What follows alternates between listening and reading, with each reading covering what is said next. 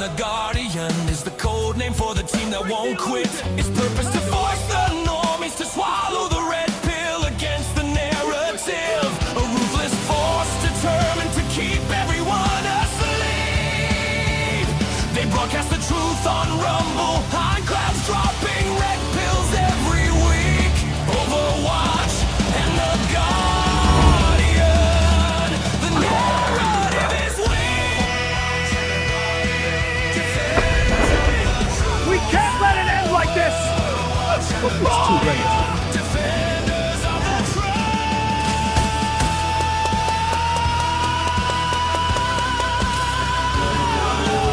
Overwatch and the Guardian.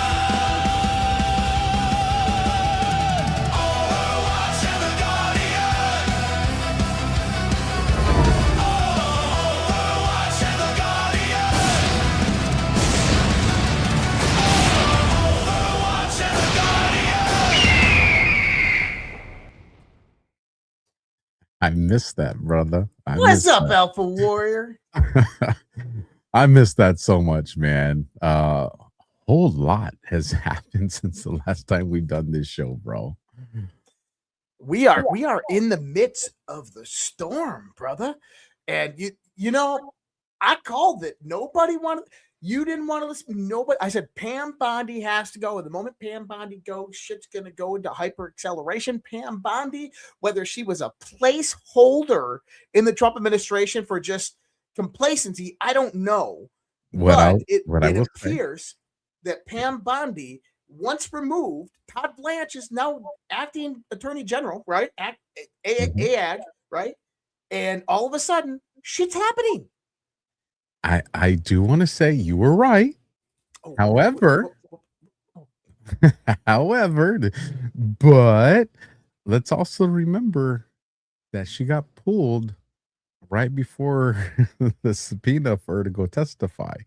So was that a strategic move? And have we seen the end of Pam Bondi? And what I'm going to say is we have not seen the end of Pam Bondi. We will see, right? But you did call it, saying that we were going to see an acceleration once she left, and you nailed that. Absolutely, yeah. So here, listen, there's a lot going on, and I know we typically kind of deviate from some of the stuff that's going on in the geopolitical world, but given how much has been gone and a couple of shows that we missed because we're out in GART, I do want to make sure that we talk some about what's going on, especially with Brennan. I'd like to get the audience kind of up to speed on our take with regards to Brennan. I'd also, like to get our take on some interesting statements Trump has made regarding, Iran and stuff like that. So you want to get some ads in before we do that, or?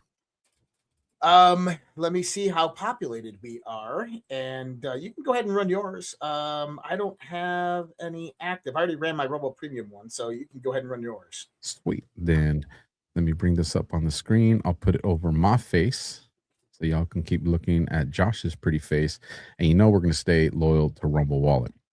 They can freeze your accounts, shut off your cards, lock you out of your own money overnight. Banks don't protect you, they control you. That's why real financial freedom starts with ownership. Introducing Rumble Wallet, a non-custodial wallet built for people who refuse to give up control. With Rumble Wallet, you don't just buy digital currency like Bitcoin and Tether. You can own Tether Gold, real gold on the blockchain. Through Tether Gold, you get direct ownership of physical gold bars, each one fully allocated, verifiable by serial number, purity, and weight. This isn't paper gold. This isn't an IOU. This is real gold without bank vaults, storage fees, or gatekeepers. You can buy, sell, or move it 24 hours a day, 7 days a week, even when traditional gold markets are closed. And if you want, Tether Gold can be redeemed for physical gold. That's power. And when you support creators on Rumble, you can tip them directly using Rumble Wallet, peer-to-peer, and outside the banking system. You'll see that right below Josh's camera. No permissions, no middleman, no cancel button. This wallet is yours forever. Again, you guys support the Rumble community that has given us a platform. And if you're watching the replay, you'll see that link down in the description. And all the links that we shared or talk about tonight, you'll see those down in the description. So yesterday, I was doing Operation Gladio with Colonel. And before we went live on the show, I brush my teeth before I do shows. I know I'm Oh, I weird. know. You brush your teeth all the freaking time. It's weird.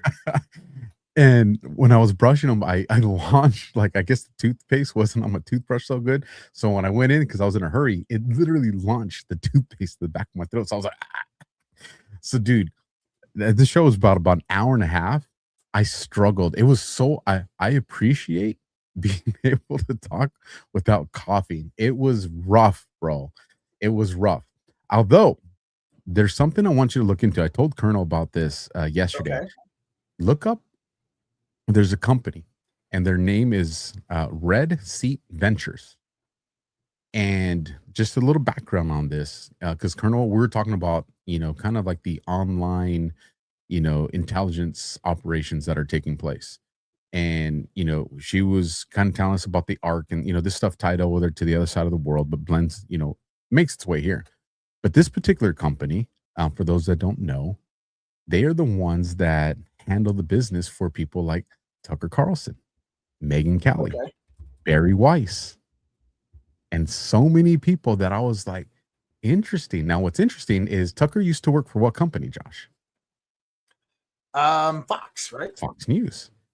And guess who recently acquired Red Seed Ventures? Fox News. Very interesting. You will have a good time going down that rabbit hole, Josh. I'm gonna have to check it out. but back onto the Yes. theme here is we have Todd Blanche that has come in, and John Solomon said last week something interesting. He said that now at Todd Blanche, and he said, number one, he said that I don't think Pam Bondi was in the right place to handle an ongoing criminal conspiracy case. And I don't think that she really understood the depth of the deep state's infiltration. And I can understand that. That was one of my biggest problems with Pam Bondi at the beginning. But he said Todd Blanche absolutely does. This is Trump's personal lawyer, firsthand evidence of the weaponization of what they did. And isn't it interesting that Pam Bondi gets pushed out of the way? Todd Blanche comes in. And then immediately, DNI Tulsi Gabbard comes out and declassifies over 400 pages of documents pertaining to the 2019 impeachment with the whistleblower Eric Cimarella. You got the ICIG, 2 criminal referrals now set by DNI Tulsi Gabbard to the DOJ, to Eric Cimarella, and to the ICIG at that time. She was talking about it tonight. You have Adam Schiff directly involved with all of this on the House Intel Committee. By the way, Eric Cimarella, Alexander Vindman went to Adam Schiff prior to going to the IG or filing a whistleblower complaint. They used an old whistleblower complaint form when they filled it out with Adam Schiff knowingly, and they did it for a reason. And then the Atkinson, the ICIG, let them change it to the new form, which is they're not allowed to do this. So this is 100% deep state operation that we saw.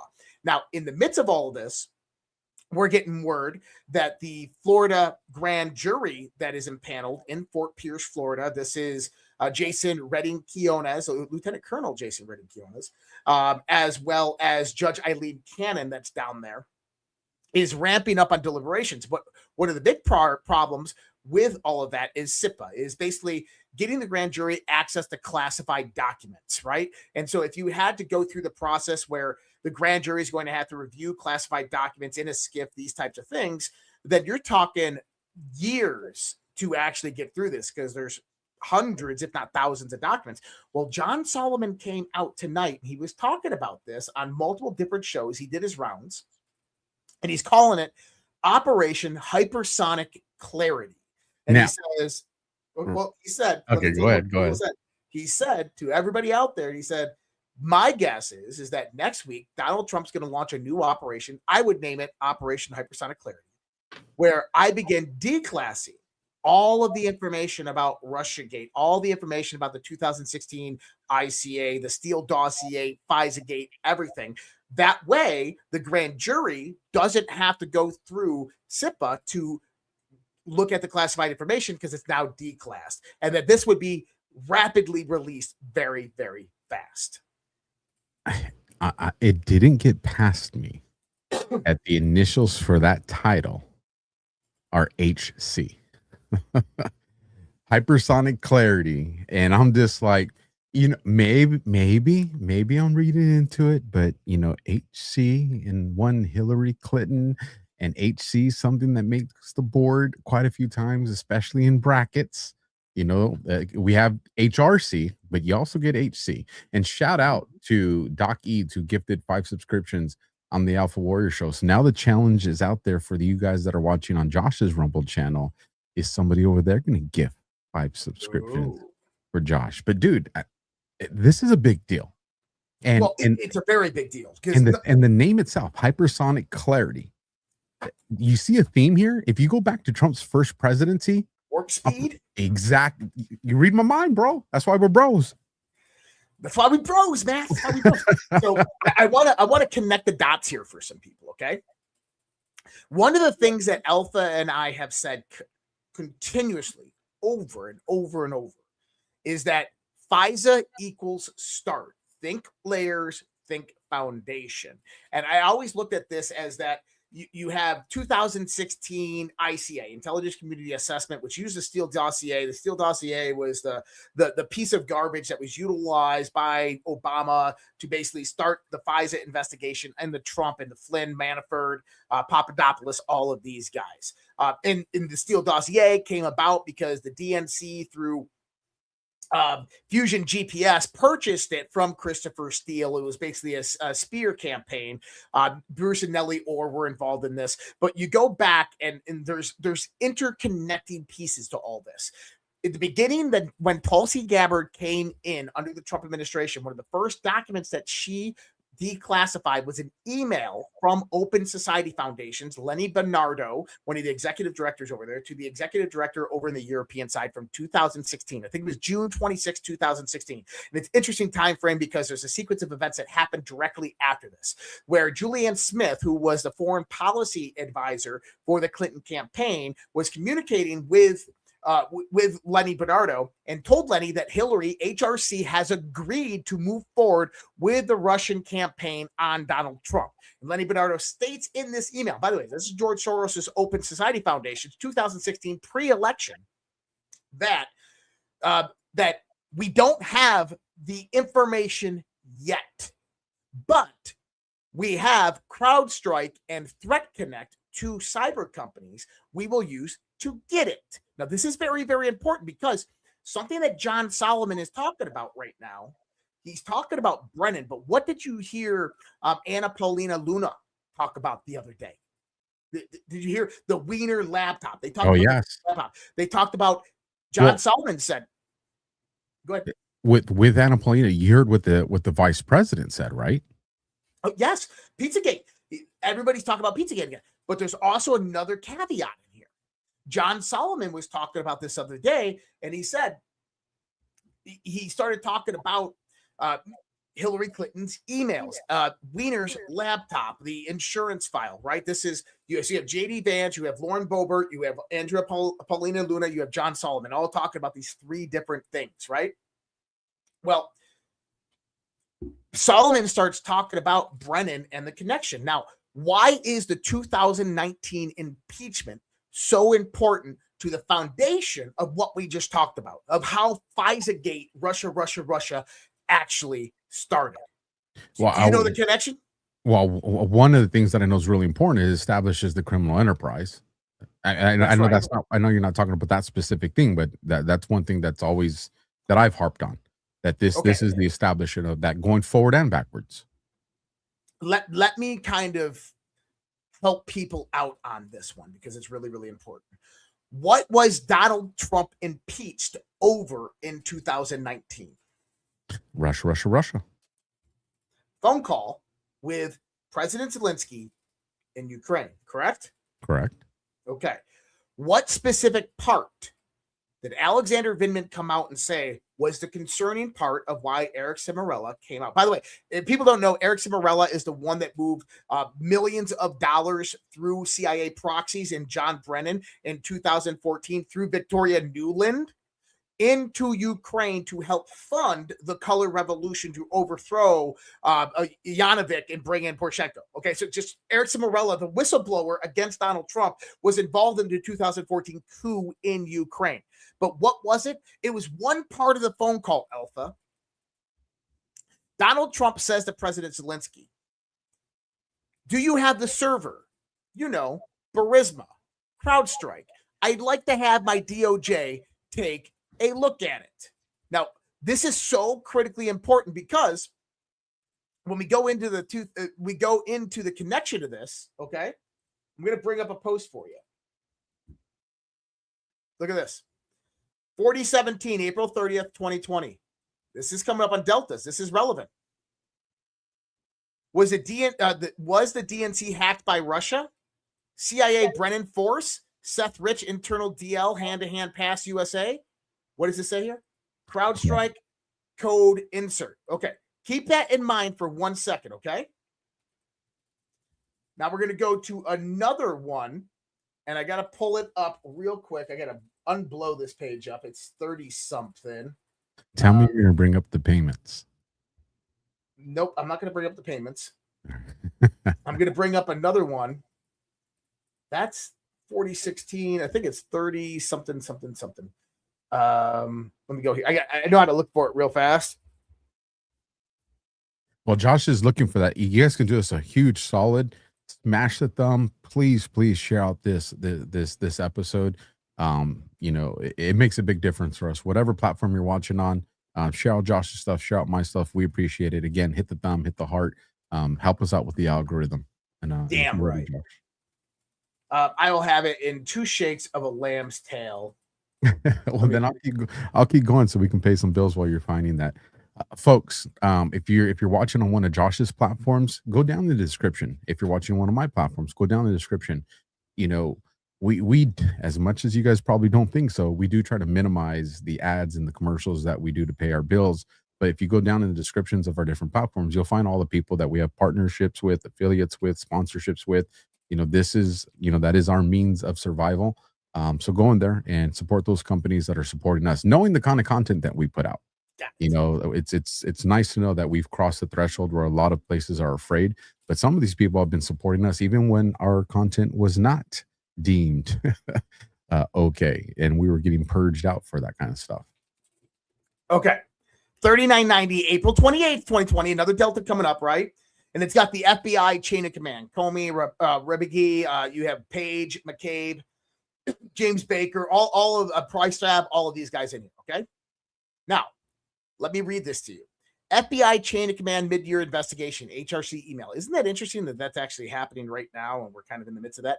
FBI chain of command, FISA, Russia, POTUS, Flintstone, Papadopoulos, Manafort, CIA bridge, Brennan, Intel asset, Ukraine link.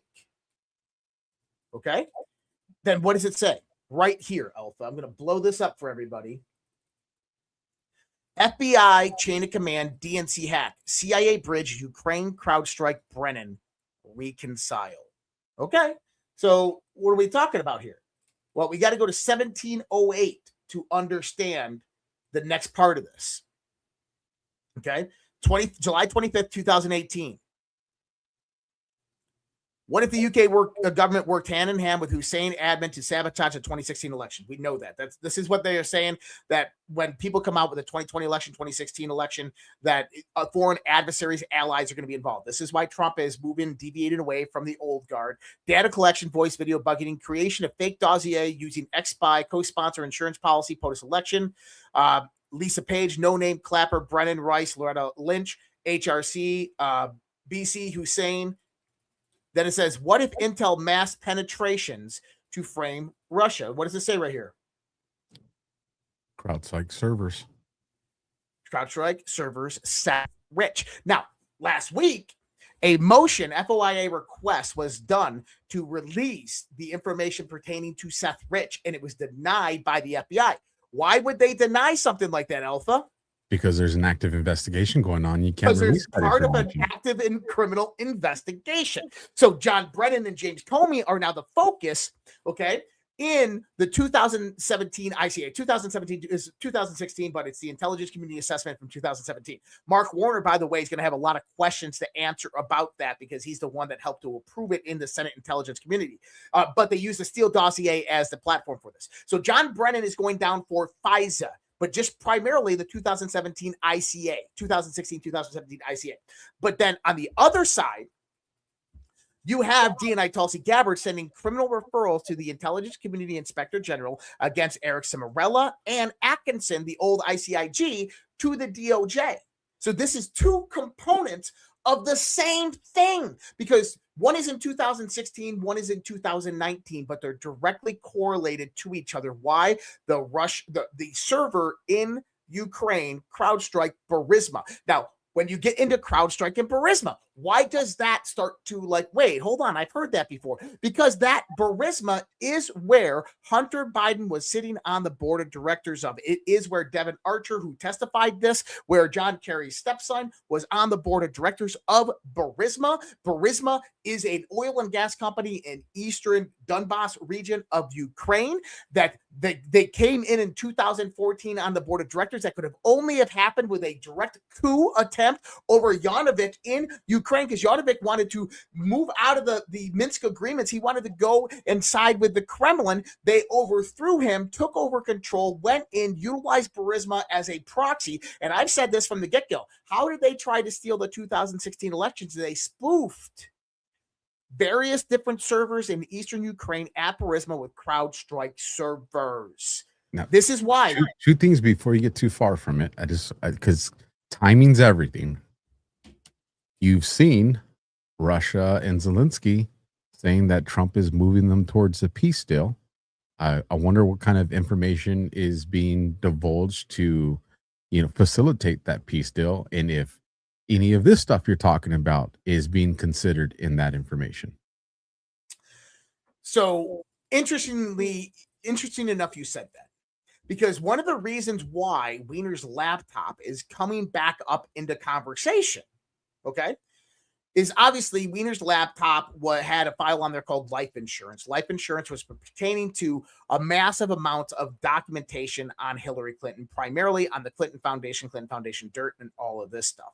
Now, we know that the military intelligence has this, and this is what John Solomon said the other day. You remember Hillary Clinton's home email server set up by Awas, Muslim Brotherhood, all of this? This was how they kept tabs on it. But what people didn't know is that there was a script within the metadata that anytime Hillary Clinton forwarded or replied to an email that she sent it to herself at State Department, it would send a blind carbon copy to a Gmail address, which the logins to that Gmail address were IP'd in China. Okay, so she's selling information to China. She took in hundreds of thousands, if not millions of dollars during that time from China in Bill Clinton speeches and these types of things. Now, that's important. But this is what John Solomon said.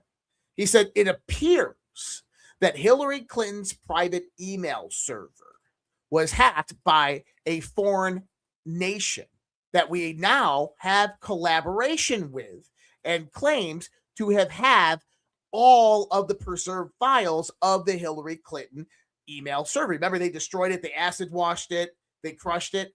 Well, this foreign nation, accordingly to John Solomon, had all of the email files and it now has turned them over to the DOJ, and the DOJ is going through them, validating their authenticity. Guess who that? I'm just wondering. Can you take a wild guess who that foreign country probably is? Does the first letter start with an R or an I? I would say an R. And I would say that's probably Russia. It's Russia. So, but this is what I also want people to see. Just like James Comey came out with the 8647 tweet, right? And then he came out with the weird Taylor Swift video, Exile.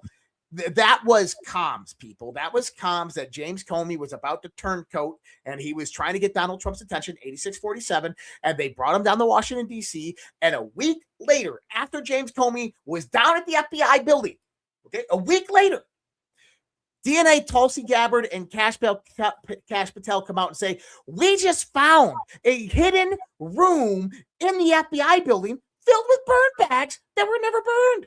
Unbelievable. Unbelievable. Are burn bags what you call Comey had a hard drive somewhere, said, here you guys go? I would say something like that, right? But then now we know the military intelligence had all of this stuff the whole time. But it goes back to a Q post where Q says, how do you introduce evidence legally? Now, why would Q say that? Because it's a military operation. The military cannot legally spy on American citizens, on Congress, so forth. So even though that the NSA was out there capturing all of this data, they cannot utilize it in a court of law. It's inadmissible. So how do you get that? We said, well, DNI Tulsi Gabbard is that liaison, because now she can go out and say, I found it in a burn bag. And now we can say that Russia had it the whole time and they gave it to us and we're just going through it. It's brilliant.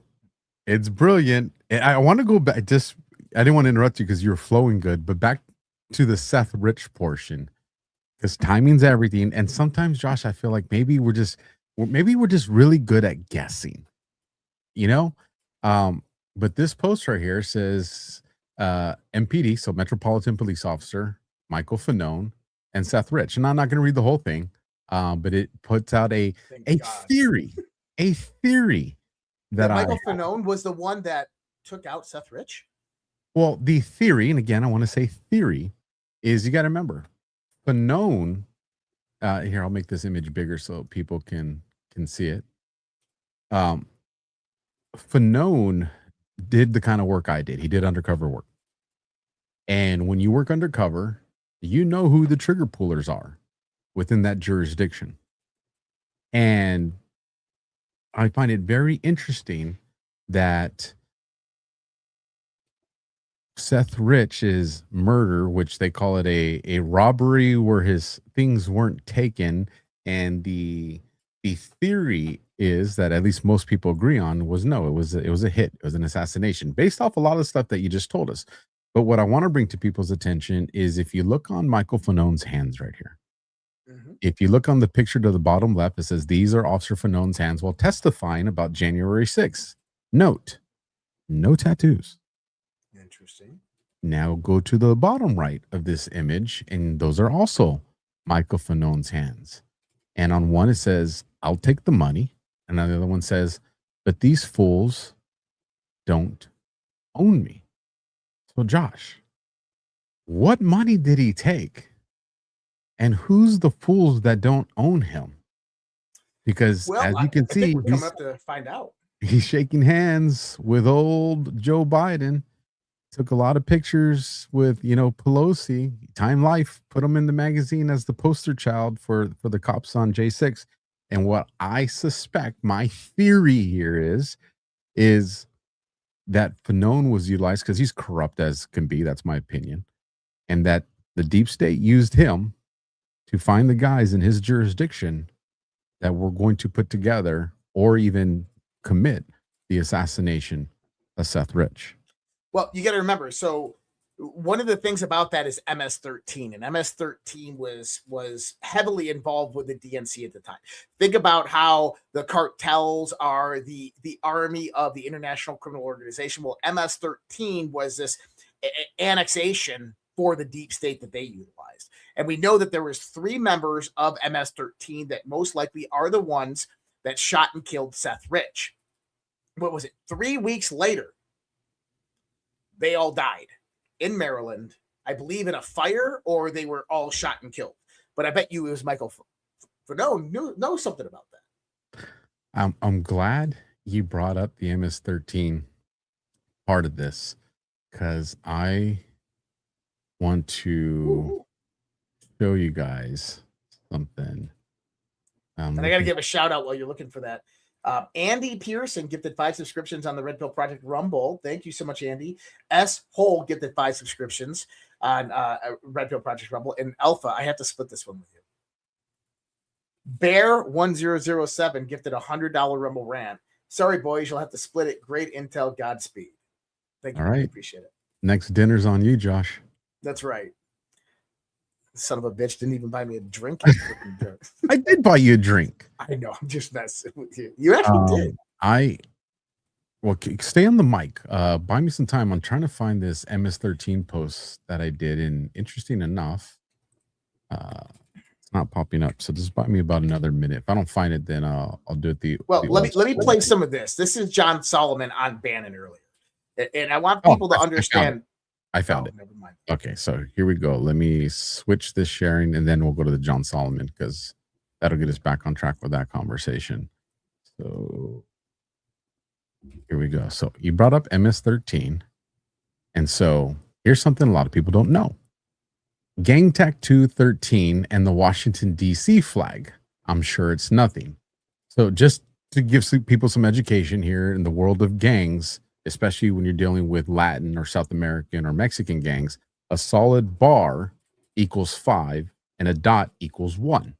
That goes all the way back to I think it's the Aztec or the Mayan calendar. I'm rusty on that stuff. But if you had 2 bars and 3 dots, that's 13. And that's why you'll see a lot of the Sureño gangs within the, with the Mexican gangs, stuff like that. They have the 2 bars and the 3 dots. So just want to put that into context so people understand where we're going here. And then I'm just going to get straight into the photos instead of reading this whole thing. So right here, you see the 2 bars on his cheek with the 3 dots. I know that flag. That's a flag. Hey, we're going to get to that. Again, here, 2 bars, 3 dots. That's 13. So let's get to that flag that you noticed right there. Well, look at that. The Washington, D.C. flag. I'm sure it is just a coincidence, Josh. That's interesting. That's spooky interesting. Listen to what John Solomon said on Bannon. And look, people are like, I don't like Bannon. That's okay. Just listen to the information. You don't have to like people to listen to the information. The president will be taking some action in the next couple of weeks to create, I think we could give it a code name. The FBI like code names when they went after the president. I like a code name. I think I would call this Operation Hypersonic Clarity. I think what will happen is, these documents, it took me 8 months to get these documents out of ODNI. I want to thank Director Gabbard for having the courage to fight with the deep state to get them out. But it shouldn't take 8 months in a administration that's committed to getting this information out to do it.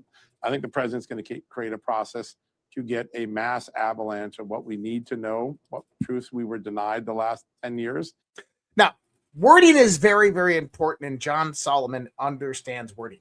If people don't realize, John Solomon is one of the people that was originally the original investigator chosen and selected by the Q team to break all of this stuff. He talks about it, how he comes home late at night one night and there's a black SUV parked by his mailbox. He pulls into his driveway. The black SUV comes out and he says, 2 military intelligence people, one that he recognized, come out and hand him a file folder. And they say, we cannot touch this. We need you to investigate this. This is critically important. This is, I think, March 2017 when this happened.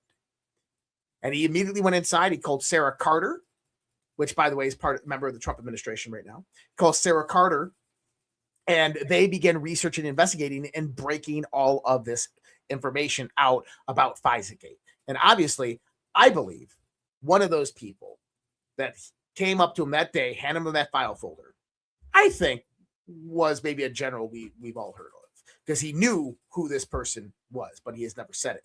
But right here, he says something very, very interesting. You gotta remember, he knows this terminology. He knows about the Q stuff. But listen. In a administration that's committed to getting this information out to do it. I think the president's going to create a process to get a mass avalanche of what we need to know. A mass avalanche? Wait, Alpha, where have I heard avalanche before? I mean, I swear there's this board that people have talked about before. Yeah. I mean, but avalanche, this is so interesting because I know this from somewhere. On the Q boards, there's this letter and this number that are continuously put out there. And they're called D5. You ever heard of D5? I have. Yeah, D5. They're all over the boards, D5. And we've talked about this on the show multiple different times. But I'll throw this image up there. D-class, President Trump, right? D5 incoming. A mass avalanche is what John Solomon just said. Does anybody know what the highest rating of avalanche is when it comes to uncontrollable force of destruction? They are called D5. D5 events are used to define the absolute maximum potential of an avalanche path and are often used as a benchmark of historic, extreme, or once-in-a-lifetime occurrences. So, Josh, are you suggesting that John Solomon was strategically using the word avalanche to get the attention of everybody that's been studying the boards to recognize what was avalanche associated with on the boards, and y'all should probably start paying attention to that right now? You know, back in 2019, Donald Trump had his, I think it was actually 2020. He had his painting done, right? And the guy that was the photo shoot with Donald Trump. This is one of the guys that was the main guy who took the photos. So people are like, what's his name? Is the photographer Donald Trump? No, this is the photographer at the White House for Donald Trump. And I want you to listen to what he says at the beginning opening statements on CNN, okay? This is old. This is like 8 years old, but listen what he says. As a fellow human being, I'd like to know how you weather the storm. He calmly looked at me and he said, I am the storm. That was a conversation he had with Donald Trump. And guess what? We are about to see it. Now, did you notice today Trump came out and went after Candace and Tucker and all of them again? And what did we learn today? I want people to begin to see this, okay? Because there's some interesting things happening right now. He came out against Joe Kent. And look, I don't have any problem with Joe Kent. I'm not going to say Joe Kent's a good guy or a bad guy. I think that Joe Kent was acting, maybe he was an actor, maybe he was put up to do it by somebody to continue kind of movement warfare psyop. I don't know. Or maybe Joe Kent thought he was doing what was right. I don't know. But one thing I can tell you is that what we are seeing right now is not what people believe it is. And that Joe Kent was absolutely incorrect with his statements pertaining to Donald Trump being influenced by Benjamin Netanyahu. Now, there's two other guys that have told you that it's the other way around. Trump controls Netanyahu, not Netanyahu controlling Trump, right? Correct. Now, you know who Mario Newell is, right? I do. Okay, Mario today came out and put a post. And his post says, I think we had it wrong all along. It was never Netanyahu controlling Trump. It was always Trump controlling Netanyahu. What? Now, I've literally written about this on my Substack for years. Trump is using Israel to take out Hezbollah, to weaken Iran, and then there's going to be a regime change in Iran. like, listen, what just happened in Lebanon? Trump got Benjamin Netanyahu and the president of Lebanon to sit down for the first time in 34 freaking years. He got Israel to do a ceasefire in Lebanon, okay? And then what did he do? He came out and told Hezbollah, you better be nice over the course of the next 10 days, because if you're not, it's not going to be Israel who's going to respond, okay? In other words, Donald Trump's like talking to Lebanon, going like, you got a Hezbollah problem. Lebanon's like, we know we have a Hezbollah problem. The problem is Hezbollah, people are like, Hezbollah's Iran. Listen, Hezbollah is like 15 different factions funded by all different types of radical sects, and they exist in all parts of Lebanon and other areas, okay? It's not there's a portion that came from the IRGC, and they isolated to just that portion, but I agree with you. There are multiple segments of it. And 2 weeks ago, Lebanon, I think it was Lebanon and Jordan, began the process of dismantling Hezbollah infrastructure within Lebanon, right? So they're actually working to uproot them. So the rumor is right now that Donald Trump has negotiated with Israel and Lebanon. And this is contingent, because you got to remember, one of the things that Iran said they wanted was an ending to Israel's advancement in Lebanon. But what did Trump just do? He just fucking delivered it to it on a silver platter. But what does this do? Remember when I told you that one of the things that was on the board of negotiation for Iran? Board of Peace, the Abraham Accords. You're going to find Lebanon, Iran coming into the Abraham Accords probably by the end of the year. I'm telling you, you're going to have Middle East freaking peace. Now, the problem is that Turkey doesn't like Israel too much, and Erdogan and Israel are going at it, right?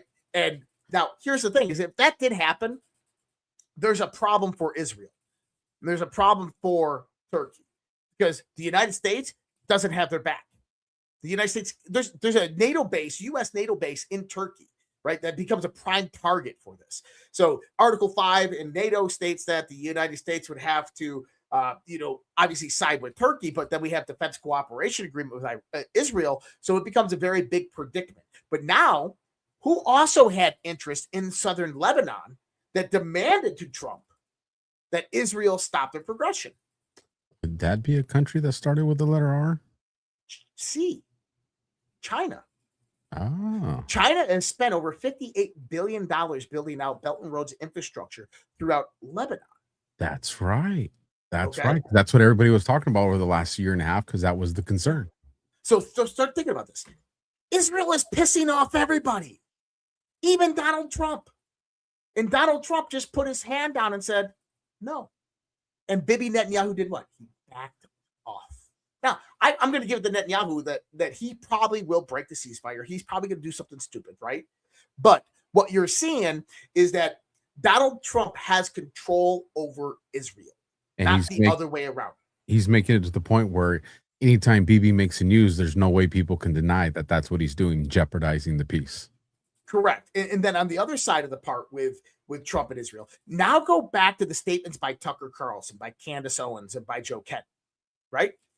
That, Benjamin Netanyahu came into the Situation Room and he put up this slideshow and he said, look, Iran has a nuke. And Donald Trump, you're like, yep, I like it. Let's go drop some bombs. Dan, Pete, let's go drop some bombs. I think that's a good idea.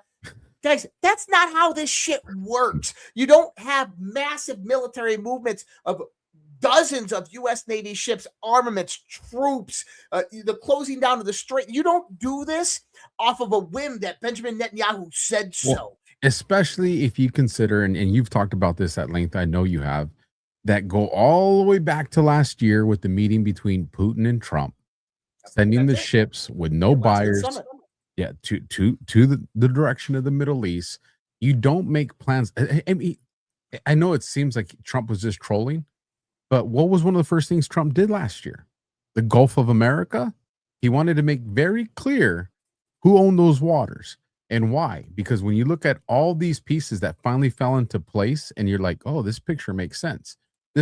You can't say Bibi created this war when you look all the way back to January 20th of 2025 and see all the moves that Trump has made, and they all show that he had working knowledge of exactly what was going to be going on exactly right now, exactly in those regions, with the exact reactions that we're seeing with all these ships now being facilitated into the Gulf of America. Yeah, guys, this was planned years in advance. I think that this was a carry-on plan from 2020. But I want to read something to you because this goes into exactly what you and I have been saying, okay? America is now the world's top energy superpower by a massive margin. 24 million barrels per day of oil, more than Saudi Arabia, 10.9 million, and Russia's 10.5 million combined. Natural gas, 119 billion cubic feet per day, more than Russia's 62 billion, Iran's 27 billion, and China's 23 billion combined. The prolonged closure of the Straits of Hormuz, would hurt the American economy, but it ain't going to bankrupt us, but it'll bankrupt them. Now, what did Donald Trump say the other day? He said, ships we're heading towards the Middle East, are now turned around, did a U-turn, and heading into the Gulf of America. Scapa said 2 days ago, Secretary of Treasury, he says, Iran will not be allowed to sell oil to China. Now, how does China get remember, we talked about this. This is about the AI war, the secret hidden war that is going on behind the scenes. Energy is the one factor that you have to control. We talked about how China was getting 30% of market rate on oil from Russia, Iran, and Venezuela. How does China get Venezuelan oil now? Does it? You know how China gets Venezuelan oil now? Reach it. through the United States of America at market value. Now, do you remember when we were talking about, you remember November timeframe when Donald Trump increased the tariffs to 200% on China, and when China came out and they put the PLA restrictions on silver exports immediately after that, and silver skyrocketed. I do. And Donald Trump was like talking to China about this, negotiating. Don't worry, we're going to negotiate it. And I came out and said, DEFCON, Q After Hours, all my shows, I said, Donald Trump is going to get China to buy American oil. Watch. And what happened? He came out and Scott Bassett proposed buying over $300 billion of United States oil. China said, we will think about it. Then what do you have? You have Venezuela 2 months later. Now China's buying over $300 billion of Venezuelan oil through proxy of the United States of America at current market value. Well, guess what? The same situation is going to arise with Iran. It is going to be. So I don't know if people saw this today. Donald Trump came out today and said that Iran has agreed to hand over all of their nuclear dust, all of their refined uranium. Now, this is huge because last weekend, J.D. Vance was in Islamabad negotiating with the Iranians. And see, there was 2 sets of negotiations, and it was really interesting. You had the civilian counterparts of the government that met with J.D. Vance and the U.S. delegation first. And this is when you heard, hey, we're making progress, or we're making headway. There's a lot of things that we're talking about. And then more Iranians arrived the next day. And who were they? They were the IRGC hardliners. And me and Alpha talked about this, and we said, hey, this is Donald Trump basically testing the waters to see who's really in control of Iran. They went in there with no objective of having a deal. They didn't want a deal when they went in there. They were already moving towards a blockade. Okay? It was simply just going in to test the waters to see who's in power and control in Iran. And what you find out is that there's still this kind of 51 to 49 split of power in Iran. The IRGC hardliners still have a lot of power. Pete Hegseth today sent a direct message to Iran from the Pentagon. He said to IRGC leadership, not to Iranian leadership, IRGC leadership, we are watching you. Our capabilities are not the same, our military and yours. Remember, this is not a fair fight, and we know what military assets you are moving and where you are moving them to. You are digging out, which is exactly what you're doing, digging out of bombed out, devastated facilities, and we are only getting stronger. We are locked and loaded on your critical dual-use infrastructure, on your remaining power generation, and on your energy infrastructure. We'd rather not have to do it. We are ready to go at command of our president and the push of a button. In other words, when Donald Trump comes out today and says that Iran has agreed to hand over this is the second time he said that. And here's the thing. The civilian counterparts in the government have agreed to. The IRGC hardliners are the ones pulling back. And so this is where, go ahead. Let me ask you a quick question here. What are the chances, or what do you think the probability is that some of that uranium comes back to the Uranium One deal? Yeah, that's where they got a lot of it from. I mean, so if anybody doesn't know, back in 2010 to 2008 to 2011, Hillary Clinton authorized the sale of the U.S. uranium stockpile that was being housed by a Canadian company known as Uranium One. By the way, the Trudeau family was financiers and part owners of Uranium One, the company. And basically, they sold off 37% of the U.S. stockpile of uranium held by Uranium One. And who did they sell it to? They sold it to Russia. And Russia, this is my theory, Russia was in proxy selling it to Iran. So when you get into the 2014, the pallets of cash to build the nuclear reactors and refine the uranium, this came about after that fact, and the uranium came from primarily Uranium One deal. Now, also, I think that Russia took a lot of that uranium and they moved it into the eastern Donbass region under Chernobyl and under the Zaporizhzhia nuclear power plant, where they had secret nuclear weapon programs going on, because we were in the nuclear proliferation treaty during this time, and Russia and the United States were not building any new nukes. And here's the thing. You just learned about, Echo Murmur, the quantum sensing satellite. I've been talking about this shit for years. Quantum sensing satellites that we have up there. And I told you, not only can they detect an ant taking a shit in the desert 100 feet underground, okay, but they can detect radioactive isotopes. They can detect a uranium that they've marked in a certain way, and they know where it's flowing, it's going. And they can detect it, and they know exactly where it is. So why would Russia put it under the facilities underneath Chernobyl, World War II facilities, military bases, special military bases under Chernobyl and Zaporozhye? Because that's where they were building it, because they're in a proliferation treaty. Well, in 2014, that all got turned over. Remember, Yanovic got thrown out. Poroshenko comes in. You have the coup, Victoria Nuland, Joe Biden, they take over Ukraine. And what do? They take over all of the old Soviet era lab facilities. This is actually part of it. In 2007, 2008, there was a old Soviet War Biocontainment Act bill that passed through Congress that basically go out to all the old Eastern European nations and help to repurpose all of their biolabs into U.S. facilities. So the 72 biolabs that you have, the Defense Intelligence Agency put out through a contract through Black and Veatch, and Black and Veatch worked through Merck and Metabiota to go out into Ukraine and repurpose these biolabs. This was old Soviet facilities that were repurposed. This is why when Russia went in with the special military operations, they hit those facilities first and foremost because they knew what was going on there. But a lot of this research was being done in these secret facilities. This is why Russia went into Zaporozhye. They went into Chernobyl. And people are like, why are they going into Chernobyl, man? It makes no sense because there's a special military compound underneath Chernobyl, which Russia was building a nuclear bomb. But guess what? The deep state took it over after the 2014 coup, and Russia wanted to neutralize it, which Russia did neutralize it, as well as the 72 biolabs and the other facilities. And this is basically when the globalists, the deep state lost the wars, when Russia made these moves during that point in time. Now, and this is why the Brits wanted to stop them so bad and all this stuff. But going back to it, yes, the uranium was partitioned between Ukraine at the time, pro-Russia, and Iran. So, and I want us to get to our Rumble ads real quick so we have a chance to do some at the end. If you see a brokered peace deal between Lebanon and Israel, like it gets fulfilled, and if you see a brokered peace deal with between us and Iran and them surrendering the uranium dust, which I found that an interesting choice of words, what does that do to the panicans who have been pushing the 25th Amendment against Trump for impeachment? How does that play into the equation? And I'll run my first ad. I'll give you a chance to think about the answer to that, and then give you a chance to find yours too. So speaking of wars and weapons, folks, you should see this pop up on the screen, MCG Tactical.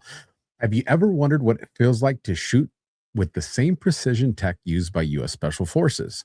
Well, good news, after years of research and development, MCG Tactical just dropped something incredible, the Stinger Combat Sight. This isn't your average red dot. Using holographic technology once reserved for elite military and law enforcement, the Stinger delivers crystal clear precision, so accurate you can hit a dime at 300 yards without even trying. That's some good shooting. This is the same exact level of technology used by the pros, but here is the twist, and you guys are going to like this. Most sites like this go for $600 or more, definitely more because I've paid it, and people will happily pay for it, and I have. But right now, through an exclusive deal with MCG Tactical, you can get this mil-spec sight for under $200. And it gets better. For my listeners, you're getting 67% off, and they're covering the shipping. Just scan the QR code that you see on the screen right now, or go to mcgtac.com. So that's mcgtac.com/alpha to get yours today. The only catch, supply is tight, and they're already flying off the shelves. So if you want a site built for the best, now's your shot. Grab yours before they shut down the orders. Again, folks, go to mcgtac.com/alpha. It's a limited time for this Stinger supply. And with that, I will turn it over to you, Josh. All right, this is one I use myself. My kids actually get this every week. All right, parents, real talk for a second. America is about to hit a huge milestone. We're coming up on America's 250th birthday, 250 years of freedom, grit, sacrifice, and the greatest experiment in self-government the world has ever seen. This is the perfect moment to help your kids understand why this country matters, not just fireworks and hot dogs, but the story behind it all. There's a free guide called The Kid's Guide to America's 250th Birthday, and it's honestly a great way to introduce your kids to how America began, who the founding fathers were, what they risked, and why the ideas they fought for still matter today. This guide sends kids back to the moment when brave men signed the Declaration of Independence, knowing full well they were risking their lives for freedom. It breaks it all down in a way kids can actually understand and enjoy without watering it down or turning it into boring schoolwork. If you care about raising kids who know where this country came from and why it's worth preserving, this is something you'll want to grab. The best part, it's completely free with a special offer. You just need to pay the $2 for shipping and processing. Just head to freeusabirthday.com. That's freeusabirthday.com. And the Kid's Guide to America's 250th Birthday is yours for your kids today. America's story matters. Make sure the next generation knows it. So with that, you kind of saw the question that presented you. So what happens to the quote unquote panicans? Now here's where I'll say, Josh, you and a few others were right. You know, was Joe Kent playing a role? Was, you know, MTG playing a role? This is what I'll be like, okay, they're playing a role. If Trump brokers these peace deals that I was telling you about, and all of a sudden Joe Kent, Tucker Carlson, MTG flip the script on everybody and say, hey, okay, he brought peace to that region. Let's get behind him. And now they got to pull that audience right back into it. Then I'm going to be like, okay, this was strategic play and they had a role. If they continue to push against them, well, then I'm going to stick to the argument that I already have. But with that, you kind of heard my question. I'd like to get your thoughts on that. I think that whether it's intentional or not, whether Alex Jones, Tucker, Candace, MTG, Joe Kent, all of these people, whether it's intentional or not, that they are bringing visibility to something that actually is a concern. And it is now a topic of conversation. Remember when I told you, like, at DART, I went outside and I met this person who wasn't at DART, and like they asked me what I do, and I'm like, well, let me preface this. And they looked at me concerned. They said, look, I'm not informed. I don't watch the news. I just hear things, and I'm really scared what President Trump's doing. This doesn't really make sense to me. And I don't like it. I don't like him. I don't like what he's doing. And I think that, you know, she said something. She goes, he seems to be controlled by Israel. Alpha, it's a tabletop conversation that's happening in families' households every day. And I think that's truly important in the context of visibility. Now, does Israel have influence over politicians and the White House? I think it has influence. I think it absolutely has influence. But I think that Qatar has influence. I think that China has influence. I mean, what did we just learn? You have the information coming out, Eric Swalwell. Eric Swalwell was just taken down. And this is a key point about Swalwell. And I'm going to fucking ADHD, complete freaking autistic here on this stuff. But I want people to begin to realize what the fuck just happened. Because it's all connected. Yeah. You didn't take down Swalwell when Swalwell was on the House Intel Committee. You didn't take down Swalwell when he was a member of Congress. You waited for a specific moment. I do not believe that this was a Democrat op, okay? This was 100% military white hats. And this is why I'm going to say this. Swalwell enters the governor's race. Now, who's Swalwell's little group? Adam Schiff, Nancy Pelosi, right? And people are like, well, Gavin Newsom is going down. He's being taken down by the Trump administration. He's probably going to be indicted by federal grand juries. This is the governor of California. Embezzlement, misuse of campaign funds, you fucking name it. That's Nancy Pelosi's nephew. So Nancy needs to control California. She needs to keep the power, right? Nancy, Adam Schiff, that cartel over there, and Swalwell is their key. So they get Swalwell to enter the race. And Nancy goes out there and she starts to get the California Teachers Association, the Police Association, all of these various different institutions and organizations to start funneling money into a super PAC for Eric Swalwell. The day after, Swalwell gets taken down. Now, why? Why did they wait till that moment? Because that was the highest point that Swalwell got. All the eyes, all the attention on Swalwell, and then what? they pulled the rug on him, because now the California Teachers Association, almost immediately when it dropped, came out and says, we had went out there and endorsed Representative Eric Swalwell for governor. We are pulling back that endorsement simply based upon these allegations. All of those other organizations pulled their endorsements back hugely. Then what did people start talking about? You just had Kevin McCarthy on Fox News talking about this. He said, look, when I came into Congress and we were the minority, Nancy Pelosi was briefed by the FBI about Eric Swalwell sleeping with a Chinese spy and the influence of a Chinese spy over Eric Swalwell. And she still put him on the Intel committee. It goes, when I became Congress majority leader, Hakeem Jeffries tried to keep him on the steering committee. And I had to show Hakeem Jeffries the FBI documents. He goes, this guy should have never have been in there, but he was what? A stooge for Nancy Pelosi. He was a stooge for Adam Schiff. And he even used the words that Adam and Nancy knowingly allow him to be in there. And I said, it was their contingency. That's right. So you have that happening, right? And what's going to happen to Swalwell? This dude is facing jail time. I want people to understand the severity of this. A woman came out 2 days ago and accused Eric Swalwell of rape. She named the date, time, and location. Come to happen, campaign of spending is public information. People went out there, searched it, and they found out that Eric Swalwell paid for the hotel on that date at that time with campaign funds. Along with, what's his name? Gallegos or Gonzalez. Gallegos. And now you have Anna Paulina Luma calling for the removal of Gallegos. And we know that Boebert just said that two next week, McCormick and most likely Gallegos are going to resign. So that's going to be three Democrats, one Republican. We've lost over just a week and a half period. But then something else came out today. Representative Anna Paulina Luma says she is pushing for subpoenas, because you got to remember, it was interesting what she said. She said that, listen, we've tried to get the victims of the Jeffrey Epstein to testify. The problem is they made plea deals. They took money. They can't testify. It's sealed.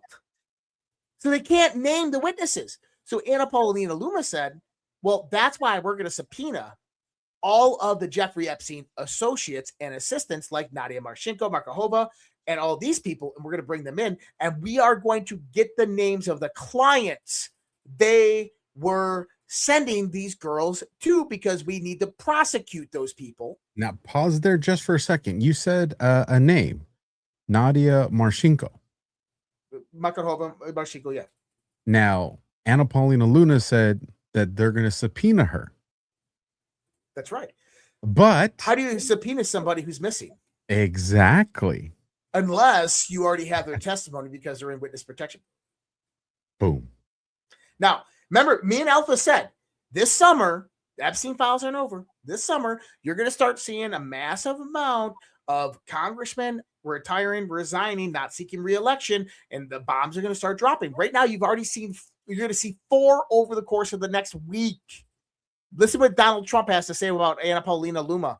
The First Lady last week called on Congress to further look into and uncover the truth on the Epstein files, the Epstein saga. Do you believe that there should be a public hearing for more of these Epstein survivors? Well, I'm okay with it. I think we've had a lot of public hearings. I'm okay with it, but I understand that the women didn't want to go under oath. That's what I heard, that the women, the victims or whatever, they refused to go under oath, which was a little surprising. So Melania felt strong. What did he just say there? Did you hear it? I did. I'm going to go back. I'm going to rewind it. And I want everybody to listen really carefully. Women didn't want to go under oath. That's what I heard. That the women, the victims or whatever, they refused to go under oath, which was a little surprising. The victims or whatever, they refused to go under oath, which I find a little surprising, because the victims are also the traffickers. Which, again, I think we're just good at guessing, Josh, because I want to bring this up on the screen. And this is from November of last year. The Epstein scam nobody wants you to see. Are victims being used as political weapons to attack President Trump, who is taking down the deep state in order to protect the real monsters? Why can't we ask the obvious? And I just want to get down here to this part right here. Honest question. If a victim becomes a recruiter, a handler, or a trafficker, are they still a victim?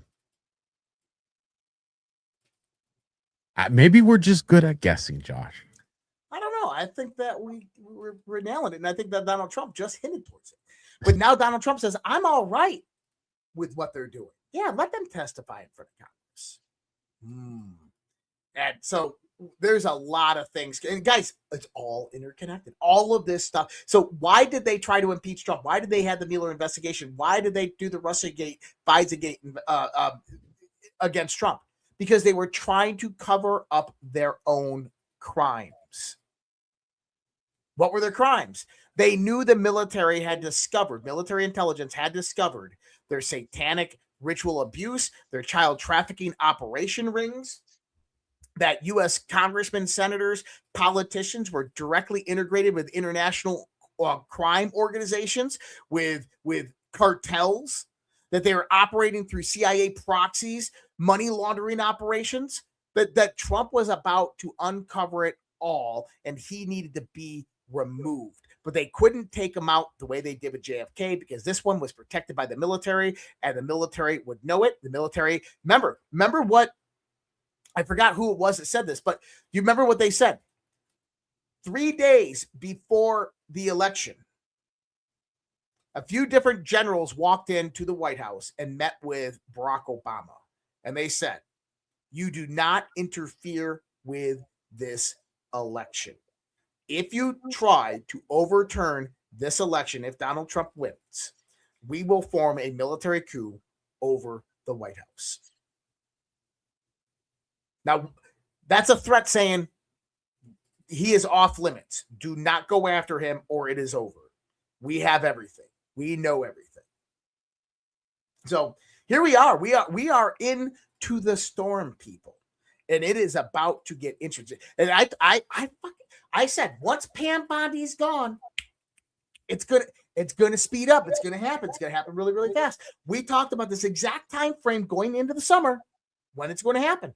And holy shit, it's like Josh and Alpha are like these two fucking prophets that got gifted. I'm not prophetic. I don't think about prophet at all. I just have really good pattern recognition, and I don't sleep at night. But I'm telling you, it's about to happen, guys. I buy a lot of fortune cookies. I do too. If only I could do this with a lotto, like sweet Jesus, man. But then we wouldn't be in this fight anymore if we were able to pull that one off. You know, it's funny because, like, if you remember the movie The Secret, about like the whole, like, The Secret, right? Is I always told people you can get the parking lot, so you can think about it, and you can manifest the parking lot, but you can never manifest $1 million. And this is like, I can see the whole globalist plot. I can lay out the whole global conspiracy. I can see it all in my head. I can watch the patterns. I can see it unfold. I can be spot on day in and day out, and I can just predict what's going to happen next. But yet, I can't get the $1 million. Because it's rigged. because Epstein won Powerball. That's why Epstein won Powerball. It's rigged. If it wasn't rigged, we'd have figured it out. Shout out to Ms. Rhea Freedom Fighter, gifted 5 subscriptions over here on the Alpha Warrior Show. Thank you for that. If you guys are watching on YouTube, throw in some super chats. Me and Josh are going to get ready to read those in a little bit. As we start getting to the last portion of this show here. Let me ask you this, brother. We see everything that's coming, and a comment, I think it was today or yesterday, that got my attention, was one by General Flynn, and he's put a couple of hammers out there. But he came out straight out and said, Russia, that's bullshit, and it's going to get dealt with. Do you kind of see the general kind of easing his way back into the picture, or what are your thoughts on that? I find it interesting because the general becomes a variable at play in all of this. Number one is you have people that are supposedly close to Trump that are calling out the general. But then you have President Trump who's calling out Tucker, Candace, and Alex Jones. AJ, yeah. Yeah, but Flynn is on those shows like every week. But he didn't call out Roger Stone. He didn't call out Bannon. He didn't call out Flynn. And you have to ask yourself why. And the reason I think, actually the reason I know, is because like we've said from the get-go, General Flynn So General Flynn, people don't know this. General Flynn has an office in Washington, D.C. Okay. He has an office in Washington, D.C. because he's consulting through a National Security Council working group. And he was consulting with DNI Tulsi Gabbard. He was consulting with Pete Hegseth. The morning of, there's a specific meeting that happened with Pete Hegseth and General Michael Flynn. And this was actually public. And General Flynn came out and said, I just met with Pete Hegseth at the Pentagon, blah, blah, blah. And then 2 hours later, after General Flynn announces this, the head of the Defense Intelligence Agency is fired. Okay. And then General Flynn comes out and says, I've consulted with Tulsi Gabbard. Then Tulsi Gabbard comes out and says, we just found this burn bag. Guys, there's no coincidences. And I can tell you that there's coordination in what General Flynn is doing. There's rhyme behind the reason. There's a reason why he's going on Alex Jones. There's a reason why he's saying, hey, Candace, and posting Candace's stuff out there. Why? Because there's certain things that you have to have perceptionability of. Whether Alex Jones is being serious, if he's part of the op, I don't know. I don't know if Alex is like compromised or if Alex is part of the op. I don't know. And guess what? I don't give a fuck. I really don't care. I have nothing to do with the guy. But, and here's the thing is, and I'm like, there's a group of people out there that start aligning that the globalists are going to win, and like they're moving in towards a monetary reframework system, and they're like they're going to put us under the deep state. Like, I just don't fucking believe that. You want to know why I don't believe that? Because I would be dead if that happened. And the reason I say I'd be dead if the globalists win is because I would fight to the death to ensure that it doesn't happen. And I know that there's millions, if not tens of millions of other Americans that would rise up with me. And that's why I say that the globalists will never win. And this should be the testament to them so that they understand that when you have like people like Catherine Austin Fitts or Alex Jones coming out like, the globalist system, they're implementing levels of control and surveillance state. You got to watch out for Palantir. Look, Palantir's been working with the DOD since 2010. We would not have captured these high priority terrorists that we've captured. It would, in the absence of Palantir, wouldn't have happened. Yeah, and how about this? How do you take immense amounts of data and compile it and develop them into a system of a proxy board of communication that is conducive with bringing people on board into an information war and generalizing and creating various different personalities within the postings, automate it so that your accounts cannot get hacked? You have to use a highly advanced artificial intelligence to do something like that, right? You have to use a highly advanced artificial intelligence. Not only that is, how do you start putting all of that stuff together? How do you start mapping together millions upon millions upon millions of documents to ensure that you know the playbook, that you know the story, that you know what's going to happen next? Ezra Cohen Watnick said this the other day, and I'm going to bring this up on the screen because I think this is really, really important. I know which one you're reading. He said this the other day, and listen to what he says. Imagine if there was an LLM, that's a language learning model, that's AI, trained on the millions of pages of classified and unclassified Russiagate and Ukraine impeachment hoax documents. Many new connections would be surfaced that even most determined researchers and analysts haven't discovered yet. You got to remember who Ezra Cohen Watnick was. Flynn's protege at the Defense Intelligence Agency, guys. And what was the AI that the Defense Intelligence Agency and the DOD was utilizing during the time that Flynn was there? Palantir. I think people have it the wrong way. Well, Alex Karp is a communist. Who gives a fuck? The guy has came out multiple different times and says, I love the United States of America. China's got it all wrong. We need to win this war. And I mean, like, people are conspiracy. You want a conspiracy theory on an AI? Go to Accrete AI, and look at their Argus system, which does have DoD and U.S. Intel project connections. Okay, Stanley McChrystal was on the board of directors of Accrete AI, and then moved off after the Pentagon contracts. But if you want to talk about an AI surveillance state, go check out that one. That's just my 2 cents. I don't even know what the question you asked me was. you answered it, so you did good. I saw someone said, I can't find you on YouTube. So I went to check to make sure. I was like, no, it should be running. If you guys are looking for me on YouTube or ever want to watch it on YouTube, it's at The Alpha Warrior Show. So that's the way you'll find it. But it is up and running.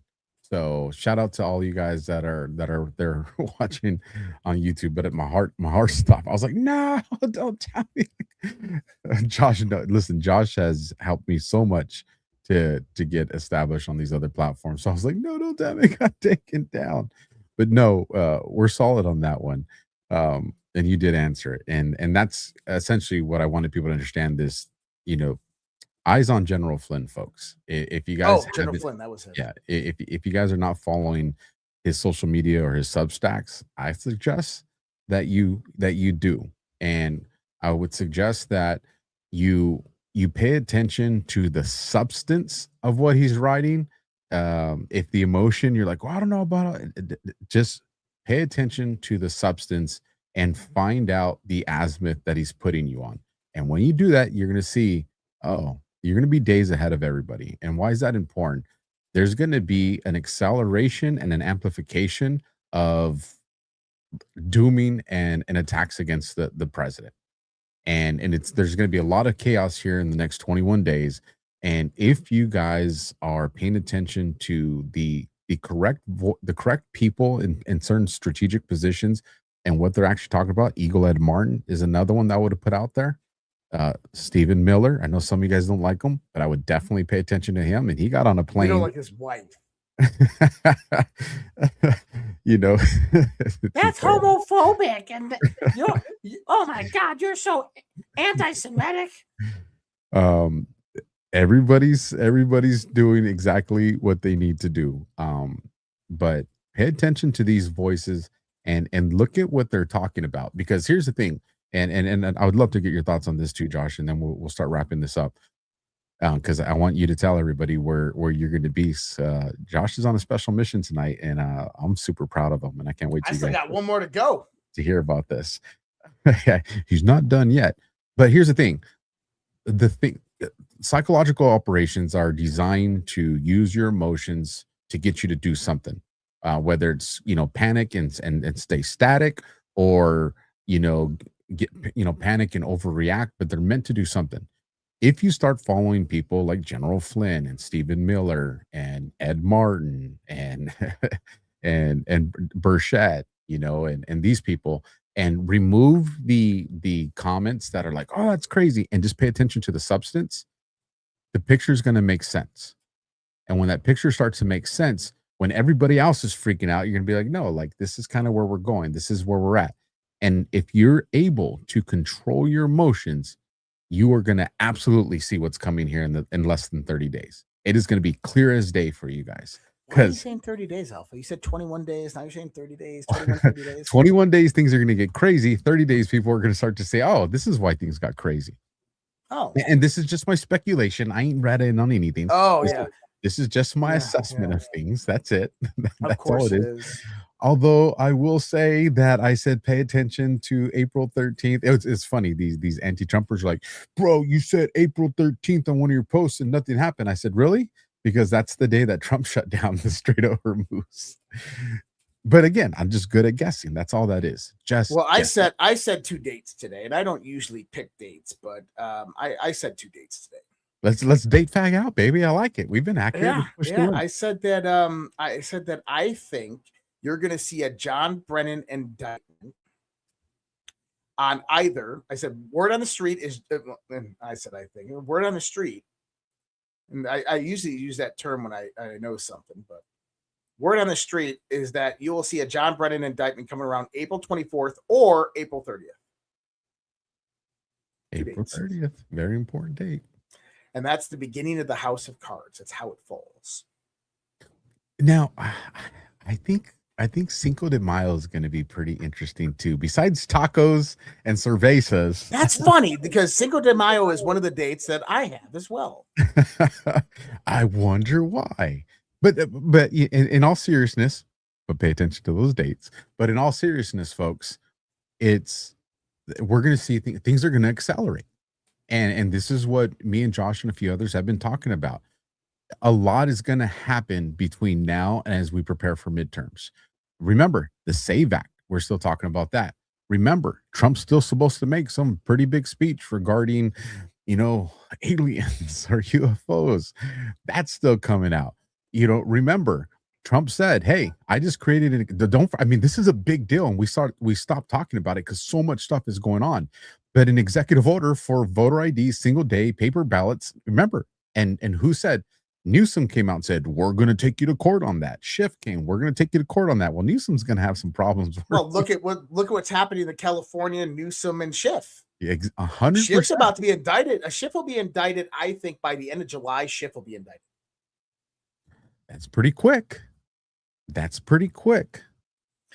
what if there was an investigation, a grand jury already formed? Remember when John Solomon came out and he said, "I got word that there's 4 grand juries impaneled. Fort Pierce, Florida, which we know about, Eastern District of Virginia, which we know about, and then he said New York and Pennsylvania." And he goes, "I don't have any information on the ones in New York and Pennsylvania." But do you remember when Georgia got raided by the FBI? Real quick, New York. Whose laptop's in New York? Well, I know Wiener's laptop, but this is the other part. Remember when Georgia got raided by the FBI and DNI, Tulsi Gabbard was there, right? Okay. Then you had Kristi Noem, the go into Arizona and make the announcement. She's still good. You're Right? gonna see. No. Well, her husband just likes to wear tits and get oh God, I think that's why she was moved. But anyways, remember Arizona that they freely gave up to the subpoena to give up their documents. Remember this, Maricopa County. But how did that subpoena come about? Through a grand jury, of which nobody's talked about. So what I'm trying to tell you is going to be Act Blue. Well, and so what if there are grand juries that are impaneled right now that you just don't know about? Because there's a lot of them. What if Pam Bondi's whole role was to ensure and set up special prosecutors and grand juries throughout the country in places that we know that we can get convictions to ensure that the next attorney general that comes in can just accelerate it? And what if the whole idea, the psyop that the Trump administration was playing, was that Pam Bondi was compromised by Israel? Pam Bondi was complicit. Pam Bondi wasn't doing anything. What if the whole time she was setting up these grand juries and they were investigating this stuff and they were making these moves, doing all this behind the scenes while no accountability was actually happening? And then you get Hillary Clinton like, "I think I'm going to run in 2028. I'm going to get back out there and start doing the things." And then Pam Bondi gets fired, probably planned. And then Todd Blanche comes in and all of a sudden, boom, lightning fast.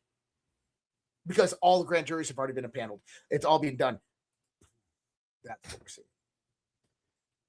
4th of July is going to be a party, bro. That's right. We'll do the last ads and then you can tell everybody where to go. I'll tell you what. You're looking at a very strong likelihood that we have a Republican governor in the state of California, folks. I agree with that statement. Just, you want to talk about impacting the deep state's territory? Take California away from the deep state. That becomes a big deal. And if you're worried about what's going on in New York, well, Wiener's laptop is, bro. Dude, we're gonna be working like 7 days a week when the Wiener laptop case comes out. We already work 6 days a week. We're gonna yeah, it's gonna be something. If you have an ad, you can go first. If not, I can go. Well, which one do you have up? I was gonna go with this one I haven't done before called Kelshi. Okay, I did Kelshi earlier. I'm gonna do I'll do 1775 coffee because that's the only one I have. And these guys are good. Still haven't tried 1775 coffee. Now's your shot. The 1775 starter kit just dropped. Only 1,000 units. You're getting the bold dark roast that hits hard, the smooth medium roast, and the Vitality mushroom coffee for clean energy and laser focus, no crash. All single origin, small batch, toxin free and mold free. Plus, you're also getting a gold spoon clip because freedom isn't scooped with plastic. A frother strong enough to stir up your coffee and your mother-in-law's opinions. And a black 1775 tumbler, $170 worth of coffee and gear, yours for $99. This is for the ones who have been watching 1775 blow up on Rumble, wondering if it's actually worth it. Spoiler, it is. Go to 1775coffee.com/studio and grab your starter kit before they're gone. Bold beans, clean fuel, and a morning routine that stands for something just like Rumble does. I love that part they throw in about your mother-in-law's emotions. That's right. And so I'm going with the new one that I haven't done before. So I hope we all give this one a try, and you'll see that QR code pop up on the screen right now. Have you ever watched the news or a big game and thought, I know how this is going to play out, kind of like tonight's show? Instead of just tweeting about it, you can actually put those predictions to work with Kalshi. Kalshi is a federally regulated exchange where you trade on real world events, not stocks. Think questions like, will inflation be higher next month? Will the Fed cut rates? Or will your team make the playoffs? Each market is a simple yes or no contract price between 1 and 99 cents. And if you're right, it settles at $1. The price is basically the crowd's probability of something happening. So if yes, it's trading at 75% or 75 cents. The market is saying there's about a 75% chance it happens. You can use it to hedge, to speculate, or just to put some skin in the game on what you already follow every day. And right now, they've got a special offer. Trade $10 and get $10. So just go to kalshi.com/rumble, deposit and place your first $10 in trades, and Kalshi will give you an extra $10 to use on the platform. So if you got to take, don't just post it, trade it. Go to kalshi.com/rumble to get started today. And that's kalshi.com/rumble. And if you're watching the replay, those links will be down in the description as well. We got some Rumble rants and stuff that came in. So do you want to do the Rumble rants, or do you want to tell everybody where they can find you very, very late tonight? Yeah, I got my Rumble rants. I only got 3, so I'll whip through them really, really quick. Obviously, Bear1007, thanks, brother. He did another one during my regular show. $100 Rumble rant. Sorry, boys, you'll have to split it. So I owe Alpha $50. A great intel, Godspeed. Then we had $1 Rumble rant, Flo Delicial. Glad you are both back. Shit was looking black pale as fuck without you guys. Thank you so much. And then RPG 3573, good friend of mine. Great show as always. $50 Rumble rant. Thank you so much, RPG. Appreciate you out there. And then let me check if there was any YouTube that came in. I didn't see anything from YouTube, and it's hard to. No, we had Falcon Laver 4917 became a member level, premium level subscriber on YouTube. Thank you so much. You get to take part into the live Q&A tomorrow night. So awesome. So for anybody out there on YouTube right now, on my YouTube, not Alpha's YouTube, and maybe Alpha's YouTube too. If you guys want to join Alpha's premium subscriptions, maybe he'll join me tomorrow night. But tomorrow night after Conversation on the Fringe, Jeff is hosting Conversation on the Fringe on my channel. And then about 9 p.m. tomorrow night, Central Time, 10 p.m. Eastern, there'll be a live Q&A on Zoom, and you have to be a premium subscriber to any of my channels. And I don't know if Alpha is planning on doing it tomorrow night. He'll let you guys know here in a second. I'm pretty sure he's going to decide split second. But if you become a premium subscriber, you'll get into that live Q&A with myself. Go ahead. I will absolutely be there because I had a blast on the last one that we did. It was such a huge crowd that came in. 100 people in there. Yeah, that was so freaking cool. So I will absolutely be there. So if you subscribe on any of these platforms, you will definitely get the link to join that Q&A. I had a blast. I had a blast, and I look forward to doing that. I'll bring these Rumble rants on the screen. Got a few in there, and I didn't see any super chats on YouTube, so I'll be done after this as well. Dollar for dollar from Flo Delisi, Tuck App, Ken, and Fox. Sorry, ABC, CNN, and Fox. Okay, I'm tracking there. Tucker wanted to follow his father's footsteps, but got denied, or did he? I'm with you on that one.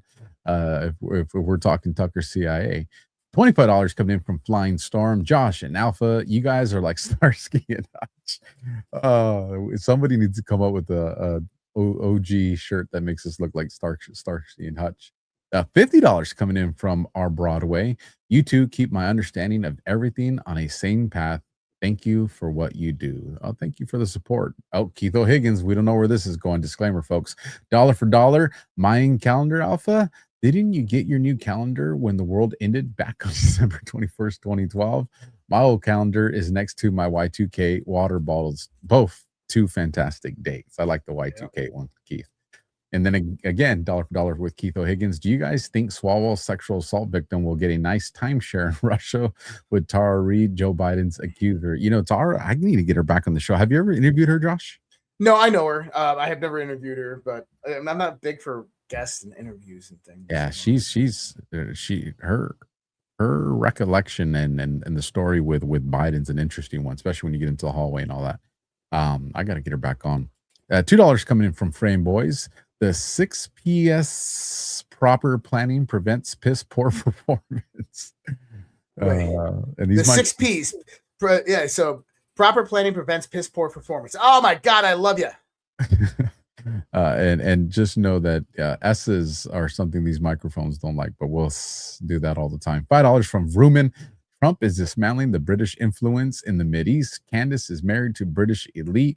What if she has marching orders in behalf of Britain? Just a thought. Vrooman, I don't think I think that's very plausible.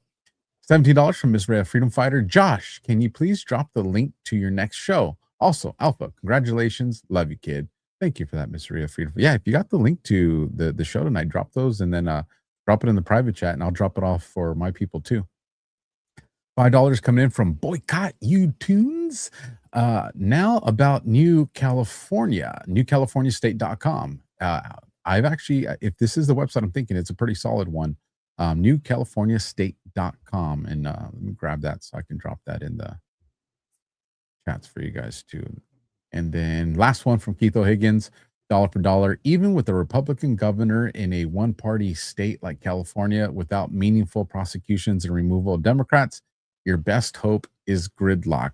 Normally, I would agree with you on that, Keith, but it won't just be a governor that takes seats in California. You're going to see some strategic change that happens when the California mafia gets exposed between Pelosi's and a few other. And we do have Night Owl 9277. Good things take time. Patience, people. Thanks, Josh and Alpha. So thank you for that super chat that came in towards the end. Josh, let everybody know Josh made it to the big time, folks. Yeah, well, it's my second time on Coast to Coast AM. Tonight, I'll be talking about modern occult, and it's the modern occult and its effects on culture and society within the 20th century. And a lot of what I'm going to talk about is kind of the historical context of what the cult is, what esoteric mystery schools are, and how this kind of thrived in the New Thought movement.